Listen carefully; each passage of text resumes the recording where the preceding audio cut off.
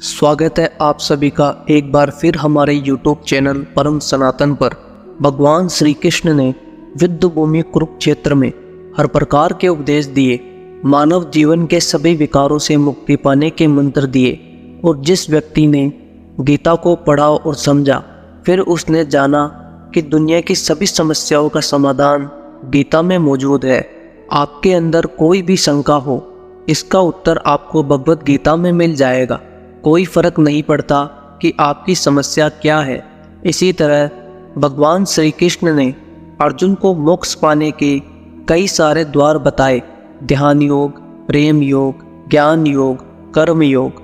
आज मैं आपको बताऊंगा कि भगवान श्री कृष्ण ने अर्जुन को मोक्ष पाने का सबसे आसान और सरल तरीका कौन सा बताया है, जिस विधि से मनुष्य कितना भी पापी, कितना भी अधर्मी क्यों न हो, मृत्यु के क्षण में वह तुरंत मोक्ष को प्राप्त हो सकता है। श्री कृष्ण अर्जुन से कहते हैं, हे अर्जुन, मानव शरीर बड़ी मुश्किल से मिलता है, इसे ऐसे ही गंवाना नहीं चाहिए। देवता भी मानव शरीर की आकांक्षा करते हैं, लेकिन मनुष्य की अज्ञानता इतनी है कि इस मोक्ष के अवसर को भी वह गंवाता रहता है, परंतु पूरा जीवन भोग विलास में बिताता है।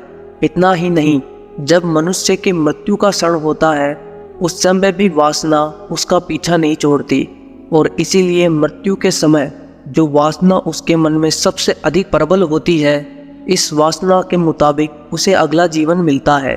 दरअसल भगवान श्री कृष्ण द्वारा दी गई यह एक गुप्त विद्या है, यह एक करने की विद्या है, और जो इस विद्या को जान लेते हैं वह अपने जीवन में कितना ही पापी क्यों न रहा हो, किंतु मृत्यु के समय इस विद्या का उपयोग करके वह उस आत्मा का ध्यान करके मोक्ष को प्राप्त हो जाता है। मोक्ष अर्थात जन्म मरण से मुक्ति। फिर दोबारा वह इस पृथ्वी पर नहीं आते, पृथ्वी के अनेक सुख और दुखों से दूर आनंदमय हो जाते हैं।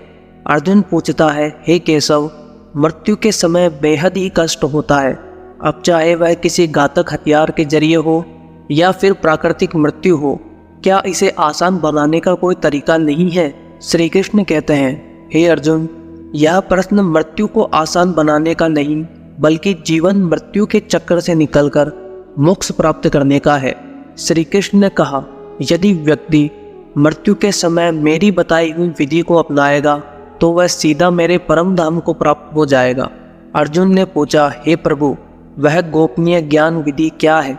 श्री कृष्ण जी कहते हैं, अपने प्राण त्यागते समय अपनी सभी इंद्रियों के द्वार को रोककर, अर्थात उन्हें अपने वश में करके, और अपने मन को अपने हृदय में स्थित करके, और अपने प्राण ऊर्जा को अपने मस्तिष्क में स्थापित करके उस परमात्मा का स्मरण करते हुए ओम मंत्र का उच्चारण करे, मनुष्य जीवन भर कितना ही पापी क्यों न रहा हो, उस व्यक्ति को मोक्ष प्राप्त होगा। दोस्तों, देखा कितनी आसान विधि बताई है भगवान श्री कृष्ण ने। ओम केवल एक शब्द ही नहीं, सभी मंत्रों का परम मंत्र है। ओम की महिमा अनंत है। आध्यात्मिक साधना की सफलता का केंद्र बिंदु ओम है। सिद्धि प्राप्ति का सूत्र भी ओम है। यह वह मंत्र है जिससे सारा ज्ञान और सारी सृष्टि उत्पन्न हुई। इस ब्रह्मांड को जन्म देने वाला भी यह परम मंत्र है।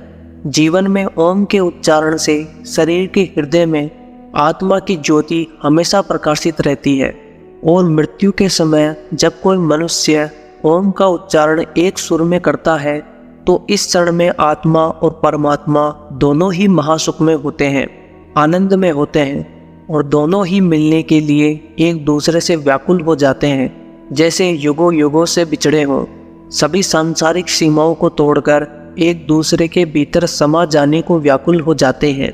भगवान श्री कृष्ण ने इसे मुक्ति का द्वार भी कहा है, लेकिन हम इस छोटे से महत्व को समझ नहीं पाते, और इसी कारण हमारे शरीर की रचना इस ईश्वर ने विशेष रूप से की है। हमारे इस शरीर को ब्रह्मांड के रूप में दर्शाया गया है। हमारा शरीर इस ब्रह्मांड का एक केंद्र बिंदु है। इसमें सभी लोग निवास करते हैं। मानव शरीर में पैरों से नाभि तक भूलोक दर्शाया गया है। नाभि से कंठ तक अंतरिक्ष लोक, आकाश लोक, और कंठ से सहस्त्रार तक स्वर्ग लोक को बताया गया है। और सिद्ध योगी मानव शरीर की इस बनावट को बहुत अच्छे से समझते हैं। इसलिए सिद्ध योगी अपना शरीर त्यागते समय अपनी प्राण ऊर्जा को ऊपर की ओर उठाकर विशुद्धि चक्र अर्थात कंठ में ले आते हैं और विशुद्धि चक्र से आज्ञा चक्र पर फिर कपाल यानी सहस्त्रार चक्र पर स्थापित करके अपने प्राण निकाल देते हैं। और हम साधारण इंसानों को इस विधि के बारे में कुछ नहीं पता होता और इसीलिए साधारण मनुष्यों के प्राण दूसरे द्वार से निकलते हैं, ज़्यादातर मूलाधार से, लेकिन ज्ञानी पुरुष की प्राण ऊर्जा सहस्त्रार चक्र से ही निकलती है। ज्ञानी पुरुष की मृत्यु के समय सहस्त्रार चक्र यानी उसके कपाल की तरफ से क्षतिग्रस्त हो जाता है और इसलिए सनातन धर्म में मनुष्य की चिता जलाते समय उसके कपाल पर दंडित से मारने की प्रथा चली आ रही है। ज्ञानी पुरुष के तो यह स्वतः ही हो जाता है, लेकिन हमारी प्रथा के अनुसार हम जबरदस्ती सहस्त्रार चक्र पर चोट करते हैं, लेकिन जबरदस्ती मोक्ष पाया नहीं जा सकता। देखिए श्री कृष्ण ने कितनी सुंदर व्याख्या की है। मनुष्य के जीवन में केवल 2 समय बड़े ही महत्वपूर्ण होते हैं, उसके जन्म का और दूसरा उसकी मृत्यु का।